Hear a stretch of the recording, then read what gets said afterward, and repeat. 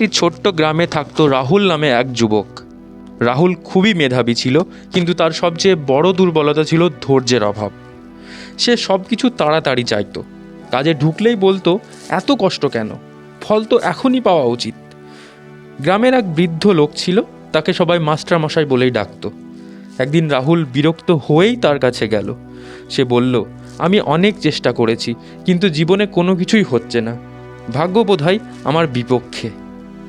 মাস্টারমশাই কিছু না বলেই তাকে নিয়ে গেল গ্রামের এক পুকুর পাড়ে। পুকুরের ধারে একটা বাঁশের চারা লাগানো ছিল। মাস্টারমশাই বললেন, এই বাঁশটা 5 বছর ধরে আমি জল দিচ্ছি। প্রথম 4 বছর কিছুই দেখতে পাইনি, কিন্তু পঞ্চম বছরের মাত্র কয়েক মাসে সেটা আকাশ ছুঁয়ে ফেলেছে। রাহুল অবাক হয়ে জিজ্ঞেস করলো, তাহলে 4 বছর ধরে কিছুই হয়নি? মাস্টারমশাই মৃদু হেসে বললেন, হয়েছিল, কিন্তু চোখে দেখা যায়নি। শিকড় তৈরি হচ্ছিল। এই কথাটা রাহুলের বুকের ভেতরটা কেঁপে উঠল। সেই দিন থেকে রাহুল কাজ বদলায়নি, হাল ছাড়েনি।